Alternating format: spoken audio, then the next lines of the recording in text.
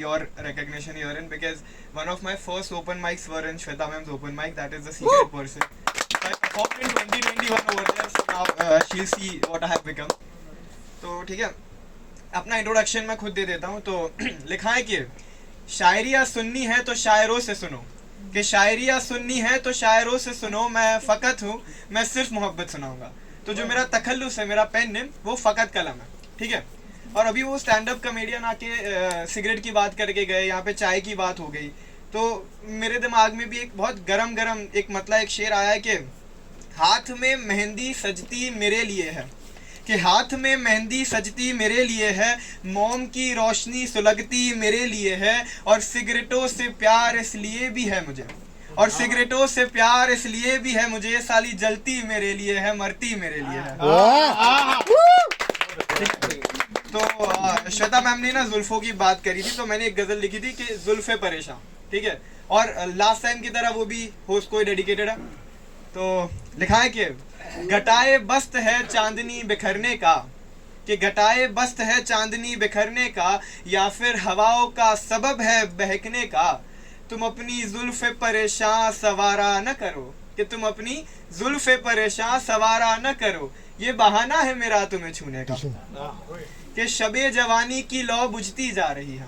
ठीक है. अब धीरे धीरे क्या मैं जिस हिसाब से धुएं उड़ रहे हैं उस हिसाब से बहुत जवानी बची नहीं है मेरी, के शबे जवानी की लौ बुझती जा रही है, कुछ तो इशारा कर मुझे चूमने का, कि हर बात समझने में देर कर देता हूँ, हर बात समझने में देर कर देता हूँ, एक मौका तो देती मुझे बदलने का, कि तुम अपनी जुल्फे परेशान सवारा न करो, ये बहाना है मेरा तुम्हें छूने का, कि बेहतर तो ये था कि तुझे बुला दूं अब, कि बेहतर तो ये था कि तुझे बुला दूं अब, मैं खाने में शोर क्यों है संभलने का, कि गमे जिंदगी महज मोहब्बत नहीं, गमे बहुत इकलौता बेटा हूँ घर का, बहुत जिम्मेदारियां है, कि गमे जिंदगी महज मोहब्बत नहीं, थोड़ा जतन तो करती मुझे समझने का. और आखिरी दो शेर है कि हर हुस्न की नमी मेरे रुखसार पर है.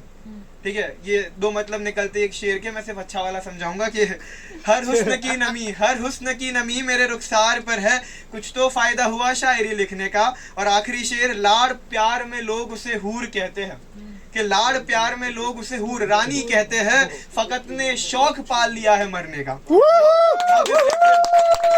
बहत्तर रूल वाला रेफरेंस है इसके अंदर. ठीक है. अब क्या ये अब इसके बाद क्या हुआ कि आप लोगों में से कौन ये मानता है कि इश्क के बाद दोस्ती हो सकती है? तुमने जिससे मोहब्बत करी उसके बाद तुम उससे ही दोस्ती कर सकते हो. तो ये गजल सुनने के बाद आपका जो थॉट है वो चेंज हो जाएगा. गजल का उन्वान है सौदेबाजी, कि उसे इश्क के बाद दोस्ती करनी है, यानी सौदेबाजी घाटे की करनी है, कि उसे इश्क के बाद दोस्ती करनी है, यानी सौदेबाजी घाटे की करनी है. अब उसे मनाऊं तो मनाऊं कैसे, अब उसे मनाऊं तो मनाऊं कैसे, आंखें पढ़नी नहीं उसे बातें ही करनी है, कि ये क्या दीवानगी है सर बसर, ये क्या दीवानगी है सर बसर, बेताल्लुक उसकी शर्तें कबूल करनी है. और कब तलक दिखावा करूँ खुश रहने का, कब तलक दिखावा करूँ खुश रहने का, मजीद उसको मोहब्बत भी दूसरी करनी है, उसे इसके बाद दोस्ती करनी है. ये किस नाव पे सवार हूँ मैं माजी, ये किस नाव पे सवार हूँ मैं माजी, इस पार नहीं उस पार नहीं करनी है, कि कोई मुझे चाहे तो चाहे भी कैसे, कोई और मुझे चाहे तो चाहे भी कैसे, उसकी सुननी नहीं बातें सिर्फ तेरी करनी है. और शबे रोज यूं हुस्न ना पिलाया कर मुझे, शबे रोज यूं हुस्न ना पिलाया कर मुझे, एक लौता बेटा हूँ जिम्मेदारियां पूरी करनी. ये कौन कहेगा फकत व्यापारी का बेटा है तू. ठीक है. कौन कहेगा फकत व्यापारी का बेटा है तू, नफा मोहब्बत कुछ नहीं, नुकसानी करनी है, उसे इश्क के बाद दोस्ती करनी है. ठीक है. अब इतने झगड़े हो गए थे ना इसके बाद दोस्ती करने के बाद, तो मुझे ना वो नागिन लगने लगी. क्या लगने लगी? नागिन. क्या? और जोर से क्या लगने लगी? नागिन. मैंने 1 घंटे का पूरा शो इधर ही किया था, उसके लिए मैंने पोस्ट भी करा ऑनलाइन, और उसका पहला ख्याल, तूने सबसे मेरे लिए क्यों नागिन बुलवाया?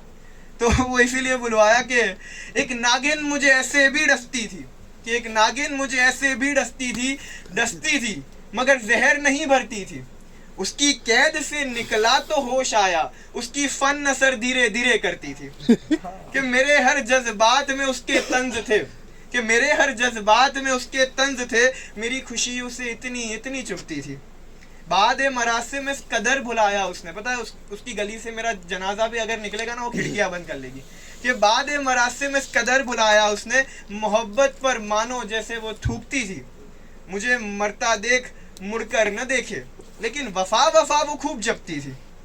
तन्हाई की इस इनायत से जूझ रहा मैं, मेरी दीवारें मुझसे बात करती थी। और आखिरी शेर, शराब ने आबाद किया है तुझे फकत, यूं तो शराब बर्बाद कर दिया, और वकीलों के लिए तो शराब और सुट्टा आदत नहीं, ज़रूरत होती है कि शराब ने आबाद किया है तुझे फ़कत, नशे में वो बिल्कुल तेरी तेरी लगती है। ठीक है। और अगेन लास्ट टाइम के जैसा मैंने बताया था कि आई प्रूव कितना हद तक का मैं अच्छा शायर हूँ, तो ये 2021 में लिखी हुई नज़्म थी, उसी की 2-3 लाइनें ख़त्म करके निकल लूँगा मैं यहाँ से। कि लिखा है कि तू वो तुलू है जो अफाक में लज़व्वल है, कि तू वो रम्ज़ है जिससे शफाक मुकम्मल है, कि तू वो धूप है जिससे सूरजमुखी खिलखिलाती है, कि तू वो रात है जिससे चंदेली जी पाती है। तू सर्द रात में जली आग की चिंगारी है, तू ऊन जुद से बनी सर्द की अलमारी है, कि फ़कीर हम सारे कहीं एक दिए की आस में थे बैठे, हयात फासले सही लेकिन सिर्फ तेरे एहसास से सारी सर्दी जा रही है। कि तू जो कोई भी मंजर में मौजूद है बस बेहद ही बेहद है, कि तेरे हुस्न में कोई ऐसी नमी है जो रेगिस्तान की गर्मी पे भारी है, कि तू आसमान के रुख से गिरा एक कतरा लाई है। तू मिट्टी की खुशबू में मौजूद बारिश की तैयारी है, कि तेरे रंग की सफ़ेदी को मैंने आसमान में उछाला। हम सफ़र बारिशें बनी तेरी और पूरा गगन मुस्कुराया, ये तेरी खूबसूरती है कोई मौजज़ा नहीं, कि तेरे गोरे गालों की शरारत ने पूरा कोज़े कज़ा बना डाला। गोरे गालों की वजह से बनता है कि कोई आईने का अक्स तेरी आंख में सचता है, यानी हम सब ना आईने में सचते हैं और आईना उसमें सचता है, कि कोई आईने का अक्स तेरी आंख में सचता है, तेरी आंख से लगकर ही तो वो डाक काजल बनता है। उन फूलों से पूछो जरा खुद को महकाना कैसा लगता है, अरे वो रास्ते से तोड़ा गया फूल तेरे बाले बागबान में आकर ही तो गजरा सचता है, कि कोई समझे उसे गुलों का रंग तो कोई उसे बनावटी सुर्खी समझता है। ये गले पे मेरे जो निशान है वो कोई दर्द नहीं उसके होठों से बनता है। कि कोई झुमका तेरी आवाज सुन झूमता है, तो कोई पायल तेरे पैरों में आ मचलती है, कोई कंगन तेरे हाथों में खनकते हैं, तो कोई हार तेरी धड़कन के पहलू जीत जाता है, कोई पीतल तुझे छू सोना बनता है, तो कोई सोना महज तेरे दीद से हीरा बनता है। तू है किस सना की कारीगरी, शय श्रृंगार का भी तू श्रृंगार बनता है। वाह।